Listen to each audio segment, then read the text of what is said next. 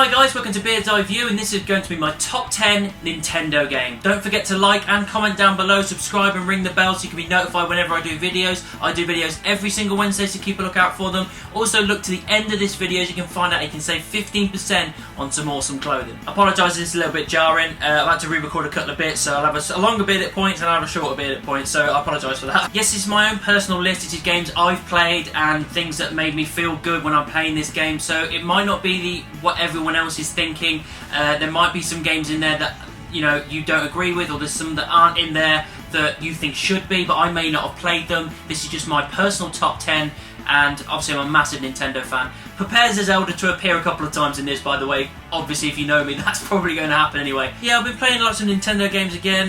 Link Between Worlds, I've been playing that, trying to get through it. I will review it when it comes to an end.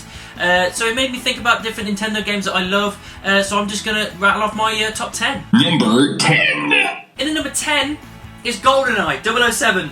I know it hasn't aged well, because it really hasn't. If you go back to it now, you just look at it going, what the fuck was this? This is really, really bad graphics. But at the time when the film came out, and I absolutely loved the film, it's one of my favourite James Bond films, and the game coupled this. I played the game before I watched the film, so then finally going to watch the film after playing the game and going, oh, I did that bit, oh, I did that bit too, oh, this is awesome, as my little child brain is just unravelling, all the while just shooting all these bad guys down and falling down in spectacular fashion.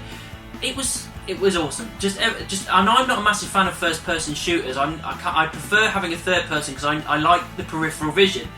But with GoldenEye, it felt easy. It felt just fun, and I didn't find it too difficult here and there. And as a kid, you want to just enjoy yourself, and these are one of the games that really just you can sit back and enjoy it, especially with the multiplayer as well. Unless someone's odd job, then they're the dick of the fucking friends. But the multiplayer was just a nice little touch to add on to it, where you could just play with your friends, and it was awesome. Number 9. Speaking of playing with your friends, in at number 9 is Super Smash Bros. Melee. This is probably one of the games where you lose a lot of friendships in this, because it's the button mashing game of all time, where there's so many Nintendo characters with Mario and Link and Kirby and Pokemon and Star Fox, all these characters just beating the shit out of each other, basically. That is all you're there to do. You jump up and down, you use weapons, you beat the shit into each other, and whoever wins is awesome, and whoever loses is a dick. And it's just a fun beat 'em up thing. They added an arcade kind of piece into it, and that was a lot of fun. But to be honest, it isn't the main point of it. The main point of it is just plugging in 4 controllers and going to town on each other with this fucking game, destroying each other as much as you possibly can. There's nothing more satisfying than booting your mate off the side of that thing and it just goes GAME! And you're like, yes! And it's so much fun. Number 8.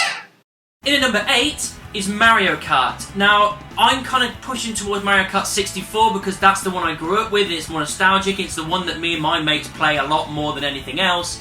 But I could argue that it's just Mario Kart in general. But we'll stick with 64 for this.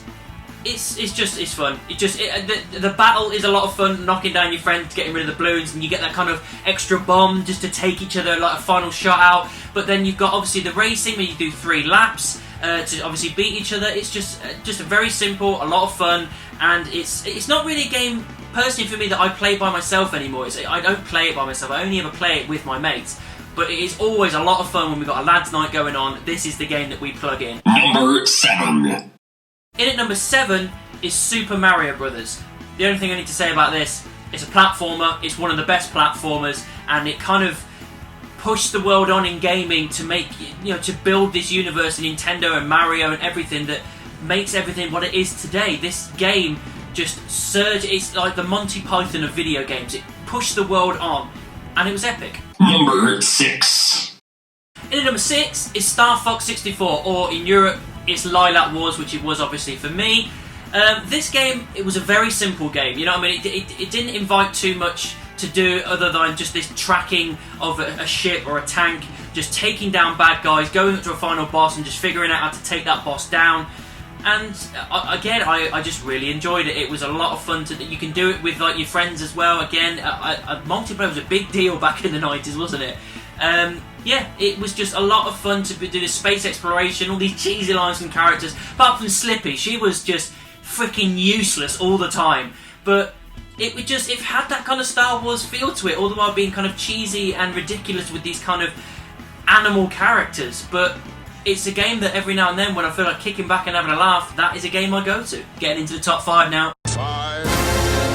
In at number 5 is Pokemon FireRed and LeafGreen. Now, I picked these specifically because they are remakes of Red and Blue, or Red and Green, whatever was available then.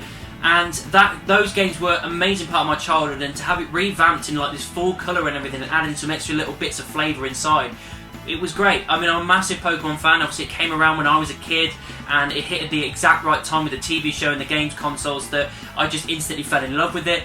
I haven't really gone beyond the 151 Pokemon, you know what I mean? Because I do know a few of the others, but I'm really like old school. I just like the original 151. And this game obviously gave you that. It just made you go through the entire region again, taking on the exact same bosses, but in full colour. I just really enjoyed it. It's kind of like the rock, paper, scissors type thing, as it always has. The platform, you know, the platform for this game just hasn't changed over the years. It's still the same thing. It's just updated it, made graphics better, made it maybe a bit more open world in places. But overall, it's the same game, and I still enjoy it. I don't think a game has ever been more the same through series and been so successful.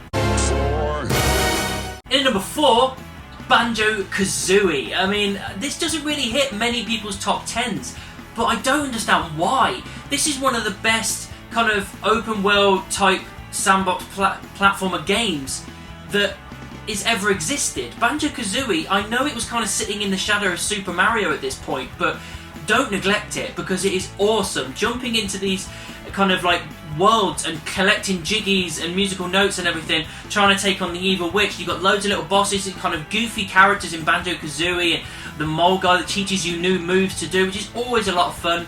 And the great thing about it is each and every world is similar to like Mario 64. It's different, it's vibrant, it has its own thing going on, and it's, if you want a good fun time in a video game where you're not worried too much about a story or anything compelling, you just want to go in, do some stuff, collect some things, and have a good time, Banjo Kazooie is that. In at number 3 is Super Mario 64. It's one of the best games of my childhood. It's still epic now. It's kind of like I said, it's similar to what I just said about Banjo Kazooie, with it being this kind of open world thing. You jump into paintings, you collect stars, and you take on Bowser. You take him on 3 times, and each time getting more difficult than the last. And it's just epic. It's stripped back. It's not as kind of intricate as kind of like Banjo Kazooie. You don't have to go and learn new moves. You've got it all as you go along. You just figure it out. You just go in to the castle, take on, get some stars, and take on Bowser. The last time you take him on, when you finally hit that last bomb, I remember doing that, and me and my 2 brothers were just trying for ages to do it, just couldn't nail it. Even like our stepmom was helping us out, just like, we can't do it, we just can't get that last time. And then by pure chance one time I went for it, hit it, boom, and all of us just jumped for joy, just go, this is awesome. I've freed the princess. It was epic. It was so much fun to do that. And then you get an added extra treat at the end, where if you get all your 100 stars, is it 100 or 150 maybe? You get a cannon outside, you go to the top of the castle, you meet Yoshi, and he gives you 100 one-up lives. So you can never die, really. And that was just an awesome little bit of flavour at the end of it. It's a great game. It's still a great game. If you haven't played it, what are you doing? Pick up an N64 and get on it. In at number 2 is The Legend of Zelda Breath of the Wild. I've reviewed this, link above my head. I've talked about this many times, and it's still not getting old. I'm on my 3rd run for this game now, and it's still epic. And yeah, the storyline's not as big a deal as other Zeldas, but this for me it's all about the exploration. It's about the amount of stuff you can do, the open world, the things you can find, the side missions, the little quests, all the weapons that are breakable that you can find, the different like Korok seeds you can find, 120 shrines, the beasts that you take on is a lot of fun, the characters are brilliant, it's vibrant, it's colourful, it's rich. I've said this all before and I'll keep saying it because it is freaking awesome, this game. It does not get old, it does not get boring. If you have not played Breath of the Wild yet, I don't know what the hell you're doing with your spare time, but you need to get yourself a Nintendo Switch, you need to plug this in and play Breath of the Wild. It's all kinds of epic. In at number 1, which is probably somewhat obvious if you know who I am and you've watched my channel long enough, is The Legend of Zelda Ocarina of Time. This is my favourite game of all time. I still haven't had a game today where it's beaten that feeling of playing this game. This was an absolute coup de grace of gaming, and there's no wonder it's getting 10 out of 10s and 100% and all this kind of stuff, and 5 stars, 10 stars. Even to this day, everyone keeps talking about how epic this game was, and there is a reason behind that. It was paced beautifully, the dungeons were epic, the items were great, the characters were brilliant, Ganon was a compelling villain that you wanted to take down, Zelda was this awesome independent princess that you wanted to save, and Link was just this kind of quiet warrior character that you absolutely loved. And they've done many Zelda games, but this is the one that makes those characters what they are. The gaming is just incredible. Yes, I understand that kind of graphics are dated a little bit by this point, but when it's such a good game, you really don't care, and this is that game. The graphics are irrelevant. It's such a great game. I just absolutely loved everything. I keep thinking of things now and just, I love the fire temple, I love the forest temple. You know, everybody hates the water temple, but we'll not mention that. There's always got to be some little nitpick in the game, and that unfortunately is that. The final time you take on Ganon is epic. You literally going up there, taking on all these little bits to kind of open the shield and then go all the way to the top. It takes you forever. You finally get there, you take on Ganon, you beat him with the light arrows and the sword. Then you've got to run all the way down the castle while it's crumbling to the ground. You get out and you think that's it. And then no, there's a boom behind you, you run, he comes out, he becomes Ganon. Not even a subtitle, just Ganon. You lose the Master Sword, you have to take him on with the Megaton Hammer and the light arrows, you finally get the sword back, you take him on a bit more, and then you plunge that sword into his head and you kill him, and that's the end. And just, even the end credit scenes, just everything just wraps up the story beautifully. This game is one of the best, no, the best game that I've ever played. It should be the top 10, it should be the top of everybody's list. It's epic, it's awesome, it's brilliant, and I don't think anything else is ever going to beat it. Time to save 15%. This video is sponsored by the Glory Collective. Apparel, accessories and prints. Use promo code GLORYBEARD15 to get 15% off all purchases. The Glory Collective. For the seekers. So that's my top 10 Nintendo games. What are yours? Let me know down in the comments. Make sure you subscribe and ring the bell. If you want to find me on social media, click any of these. All links are in the description. And I'll see you soon.